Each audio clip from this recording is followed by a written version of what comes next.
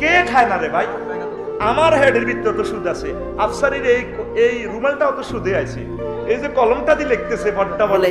আমরা মাজার জিয়ারত করলে আমরা রাজমিস্ত্রি হয়ে যাই, তাহলে তারা সুদের জিনিস, সুতত্ত্ব আল্লাহ রসুল, যারা সুদ খায় তারা জেনা করে, নিজের মাকে জেনা করে। আমরা রাজমিস্ত্রি হলে তারা তো সুইফার, লেফটিন সাফ করে, গু সাফ করে। আসসালামু আলাইকুম ওয়া রাহমাতুল্লাহি ওয়া বারাকাতুহু।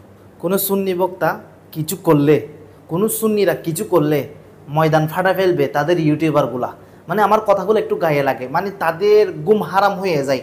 মানে সুন্নিরা কিছু করলে তাদের মানে বাথরুম নদী বন্ধ হয়ে যায়, কিন্তু তাদের হুজুরগুলা যদি ফালাফালি করে আর গোজার বুঝি বাস্ট হয়ে যায়, এগুলা নিয়ে তাদের মাথা ব্যথা। এই কোটি কোটি মানুষের ইমাম আপনি, তুমি তার ইমাম না মানো, তোমার শরম লাগতে পারে। আল্লাহ, ডক্টর ইউনূস আমার ইমাম, আমার রাষ্ট্রীয় ইমাম, আমার কোনো অসুবিধা নেই।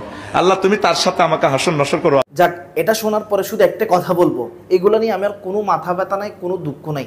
আমরা আমার রসুলের পাকের সাথে হাসন নসর করলে এটা এতদিন বেদাতের ফতোয়া, এতদিন মানে কি বলবো, এতদিন ফ্যাক্টরি মানে ফ্যাট ব্যথা মারে, মানে ফতোয়ার অভাব নাই।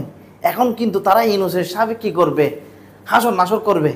এটা নিয়ে কোনো বাপের বেটা ফতোয়া দিতে পারবে না, হ্যারাম নাই, যোগ্যতা নাই, কারণ তাদের মুফতি আমাদের জন্য হারাম, তাদের জন্য আরাম। যাক, আমরা এগুলো নিয়ে কোনো মাথা ব্যথা নাই।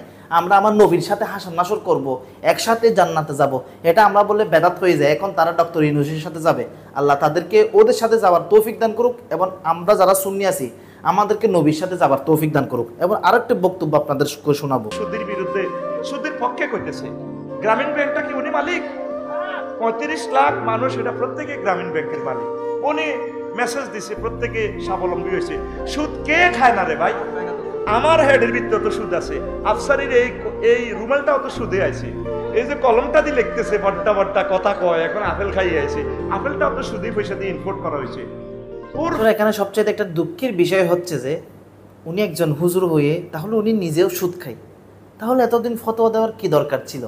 মানে আপনি সাপোর্ট করেন, এটা কোনো দুঃখ নেই, কিন্তু আপনি একজন হুজুর হয়ে আপনি বলতেছেন যে আপনি আপনার টুবি, আপনার পাঞ্জাবি নিজে সুদের, তাহলে একজন হারাম। আসলে খুব দুঃখজনক, হাস্যজনক। যে মুফতি মুহাদ্দিস বলেছিল যারা মাজার পূজারি তারা কাঠ মিস্ত্রি, তাদের সাথে কোনো সম্পর্ক নাই, আর সেই মুফতির মুখে আমরা শুনতেছি এই টুবি, এই পাঞ্জাবি, এইগুলো তো সুদের টাকা। তাহলে আমরা মাজার জিয়ারত করলে আমরা রাজমিস্ত্রি হয়ে যাই, তাহলে তারা সুদের জিনিস, সুতত্ত্ব আল্লাহ রসুল জেনার সাথে তুলনা করেছেন। হাদিসের মধ্যে রয়েছেন যারা সুদ খায় তারা জেনা করে, নিজের মাকে জেনা করে, ওই রকম জিনিস নিয়ে তারা হালাল করে ফেলতেছে। তাহলে আমরা রাজমিস্ত্রি হলে তারা তো সুইফার, লেফটিন সাফ করে, গু সাফ করে। আমি মনে করি আল্লাহ ওই রকম এগুলো থেকে হেফাজত করুক। খুব দুঃখজনক, আমার কথাগুলো আজকে অনেকের খারাপ লাগবে। আমরা কোনো কেউকে যদি মহাব্বত করে বাবা বলি, বেদাত হয়ে যায়, তারা এখন ইমাম বানাই দিচ্ছে, এগুলো কারো মাথা ব্যথা নাই। আমরা বলি আমার নবীর সাথে হাসর নাসর করব, তখন বেদাতের ফতোয়া চলে এসে, কিন্তু এখন কেউ ফতোয়া দেওয়ার মতো নাই। আমরা মাজার জিয়ারত করলে আমরা রাজমিস্ত্রি হয়ে যাই। সুদ একটা হারাম জিনিস, তাকে হালাল করে দিচ্ছে, তাহলে তাদেরকে সুইফার বলার আমাদের অধিকার নাই, আছে। আল্লাহ আমাদেরকে হেফাজত করুক।